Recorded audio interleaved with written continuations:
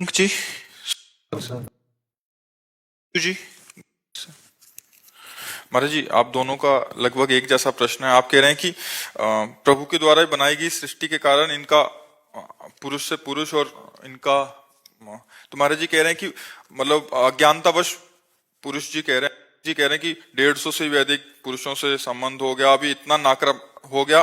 मैं भूतकाल की सारी वैसे किसका वैसे कोई छुपाने या शर्माने का विषय नहीं है। जैसे हम डॉक्टर के सामने अपनी हर कमी रखते हैं, ऐसे हम संत सदगुरुदेव के सामने अपनी बात रख सकते हैं। तो हमें ये लगता है कि तुम्हारे ऊपर भगवान की विशेष कृपा है।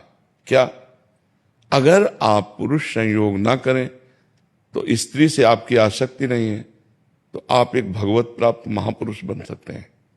क्योंकि त्रिभुवन में जब जब जहां जहां जिसने साधना की तो उसको स्त्री से मुंह की खानी पड़ी।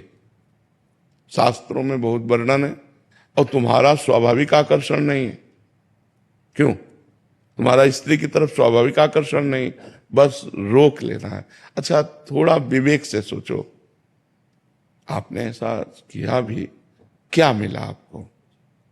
मतलब परिणाम बिल्कुल खुल के अपने ऐसे बात करते हैं जैसे दोस्त बात करते हैं। केवल डर मिला और चिंता मिली और कोई सुख तो मिला नहीं। तो मुझे लगता है यदि आप थोड़ा भगवान नाम जप करें और इसे कंट्रोल करें, आप बहुत उत्तम मनुष्य बन सकते हैं। क्योंकि जो व्यभिचार प्राण जीव है वो ना अपना कल्याण कर सकता है ना दूसरों का कल्याण कर सकता है।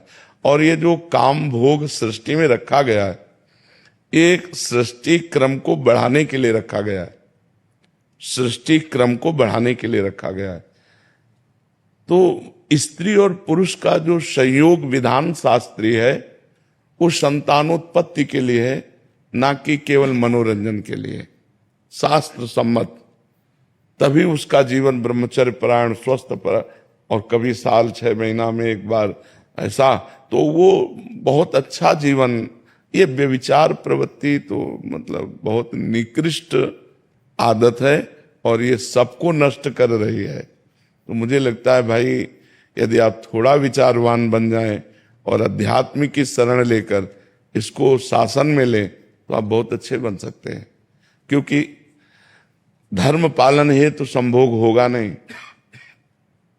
संतानोत्पत्ति योग संबंध होगा नहीं है, केवल भोग विलासिता मनोरंजन। तो हमें आप खुद अनुभव करके देखो, क्या आप ऐसा जीवन नष्ट करना चाहोगे? तो मुझे लगता है नियम और संयम में आना चाहिए। अगर आप अभी अनुभव कर लें तो कर लेने, कुछ दिन बाद हमारी बात याद कर लेना, हाथ कुछ नहीं लगेगा। अच्छा, दूसरी बात, थोड़ा विचार करो, कहाँ क्या है सुख भाई? हम ऑपरेशन करके आपको बता रहे दिमाग के, हमारे दिमाग का क्या है भाई? कौन सा सुख है?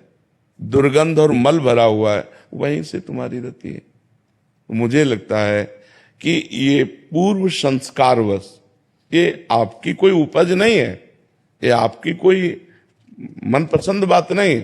आपके दिमाग में पूर्व प्रारब्ध वसात ये संस्कार है। तो इस संस्कार को जीतने के लिए मनुष्य शरीर मिला है, इसी संस्कार में मिट जाने के लिए नहीं मिला है। अगर आप जीतते नहीं है तो मिटा देगा।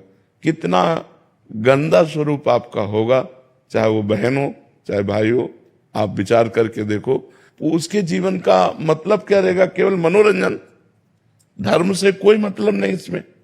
तो हमें लगता है अगर हम ब्रह्मचर्य धारण करें और भगवान की तरफ बढ़ते हुए समाज सेवा करें, अगर हमें संतान ही प्रिय है तो किसी की भी गोद नामा से हम संतान ले सकते हैं और अपने परिवार का वृद्धि कर सकते हैं। तो मुझे लगता है व्यर्थ में ऐसा अगर ना कीजिए तो बहुत विशाल जीवन बन जाए। ब्रह्मचर्य भी तो एक मार्ग है जिसके द्वारा हम परमात्मा प्राप्ति करें, समाज सेवा करें, जो चाहे वो कर सकते हैं। इस तरह मल द्वार में अपने को आसक्त करके जीवन व्यतीत करना मुझे लगता है कि ठीक नहीं है। स्त्री पुरुष का जो संयोग है वो संतानोत्पत्ति के लिए, धर्म में काम को भगवान अपना स्वरूप कहते हैं। धर्म में काम मैं हूं, तो वो धर्म तो यहाँ दिखाई नहीं दे रहा। और ये आप में ही नहीं है, लाखों बच्चों में है। और वो उनकी कोई उपज नहीं है कि वो अपनी उपजाए हैं, ये बात वो उनके स्वभाव में पूर्व प्रारब्ध से आई हुई है। पर वो विजय प्राप्त कर सकते हैं। अगर वो इस तरह से अपने जीवन को नष्ट करेंगे तो कब तक नष्ट करेंगे? क्या घृणा नहीं होती आपको? इससे जलन हो गया अंदर। हाँ, तो मुझे लगता है इसका सुधार किया जाए। एक बात और से वृंदावन में भी आके कई बारी मतलब ये 7-8 बारी देखो, अगर हमारी गंदी बात है तो हम कहीं भी जाएं, गंदी बात तो हमारी रहेगी। तो सत्संग में जैसे बोले थे कि ये उपजाऊ भूमि हाँ, बिल्कुल पाप। के अंदर से कि एक पाप आपको लाख बारी दंड देगा, तो आप हाँ, तो आप ऐसा करना कि वृंदावन की परिक्रमा करना नंगे पैर और मौन रहना, नाम जप करना राधा राधा, और फिर साष्टांग दंडवत करना जब परिक्रमा हो जाए, और गलती मानना वृंदावन से। बड़ा कृपालु वृंदावन है, वो क्षमा कर देगा। और धीरे से इसका सुधार कीजिए। सुधार करने से ही हमारी बात बनेगी, नहीं तो जीवन बर्बाद हो जाएगा। बच्चा इसे खराब करती है। इसीलिए वर्तमान में राधा नाम जप करो, अधिक भगवान नाम जप करो, बलिष्ठ बनो, इंद्रिय विजयी बनो, समाज सेवा करो, माता पिता की सेवा करो। संतान की आवश्यकता हो तो बहुत से लोग ऐसे हैं जो अनाथालय में संतान दे देते हैं। बहुत से ऐसी सुविधाएं हैं जिनके द्वारा हम अपनी वंश परंपरा चलाने के लिए दूसरों की संतान, या अपने रिश्ते नातेदारों में बहुत से संतानें होती हैं, हम किसी से गोदनामा लेकर अपनी संपत्ति का अधिकारी उसे बना सकते हैं। पढ़ाएं लिखाएं, उसकी सेवा करें। अभी और जी हैं यहाँ बैठे हैं, वो भी कह रहे हैं कि हमसे अब ये जलाते हैं जो पाप हो गए हैं, तो कह रहे हैं कि अभी इतना ऐसा लग रहा है कि सब त्याग कर भगवत शरण में आ जाएं और भगवत हम की शुद्धिकरण करें हमारे। हम किसका, हम त्याग की बात ये नहीं कहते कि बाबा जी बन जाओ। देखो, ये तो हमारे भाग्य में भेष था। भेष से भगवान की प्राप्ति नहीं होती, उद्देश्य से भगवान की प्राप्ति होती। आप गृहस्थ में रहिए, अच्छे पवित्र आचरण कीजिए, ब्रह्मचर्य का व्यवहार कीजिए। जैसा हमें जीवन मिला है, हम उस जीवन को सही मोड़ पे लाएं। ऐसा तो है कि हमारे गलत संस्कार हैं तो हम गलत संस्कारों की तरफ बढ़ते चले जाएं। अगर हमारे गलत संस्कार हैं, हम दोनों मित्र की तरह रहें, पवित्र रहें, अच्छे आचरण करें, दोनों मिलकर कमाएं और किसी गरीब की सेवा कर दें। बड़े बड़े ऐसे गरीब लोग हैं, बीमार लोग हैं, उनकी सेवा करें, नाम जप करें, तो हमारा जीवन सार्थक हो जाए। इस तरह के जीवन में कोई, आप खुद देख लो क्या है ये जीवन। एक मतलब खिलवाड़ जीवन है, न धर्म है, न पवित्रता है, न भगवत अध्यात्म है। तो बुझा हुआ जीवन किस काम का जीवन? तो सुधार किया जाए। और ये आपका दोष नहीं है, ये आपके पूर्व जन्म के संस्कार में।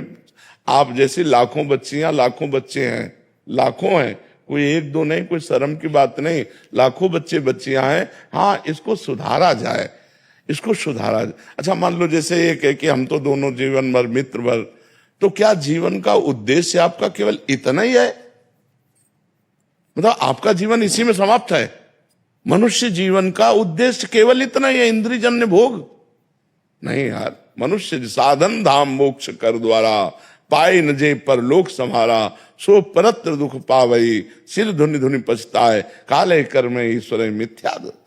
ये संयम से रहो, अभ्यास करो, संयम से रहो, दोनों मित्र की तरह रहो, एक जगह रहो, दोनों कमाओ, समाज की सेवा करो, परिवार की सेवा करो, गंदा आचरण न करो। जरूरी है गंदा आचरण करना? गंदे आचरणों से हमारा अंतःकरण निर्बल होता चला जाता है। खुद आप अनुभव कर लो, एक अपने से घृणा सी आने लगती है, लगता है कब तक करूंगा, कब तक? तो इसलिए उठो। ये कोई आप में ही दोष नहीं है, चराचर जगत में दोष है। पशु पक्षी हर जीव काम से व्याकुल है। भगवान की शरण में आकर, भगवान का नाम जप कर, भगवान का चिंतन करके हम अध्यात्म बल से इसे रोक सकते हैं, दूसरा कोई उपाय नहीं। देखो, जेलें भरी हैं, अगर आप पूरी जेल को छानोगे तो आधे निकलेंगे व्यभिचार में, आधे केवल व्यभिचार प्रवृत्ति वाले नहीं मिलेंगे जो जेल में भरे हैं। ये मन है, ये गंदी आदतों में ले जाकर आपको ही नहीं, सबको अगर बचे हैं तो अध्यात्म की शरण में, भगवान की शरण में, सतमार्ग में, नहीं तो बचने का कोई चांस नहीं है। जैसे हम भोजन पाते हैं तो शौच का वेग आता है, पेशाब का वेग आता है, ऐसे काम का वेग आता है। उस काम के वेग को भजन के द्वारा, हे नाथ हे करुणा में, तो भगवान संभाले तो संभला है, नहीं बालू का बांध है, 1 मिनट में टूट के कहां से कहां पहुंच जाए। तो आप लोग शर्माओ मत, कोई समाज से हे मत समझो, ये पूर्व का संस्कार ऐसा आया है, इस पर विजय प्राप्त करो।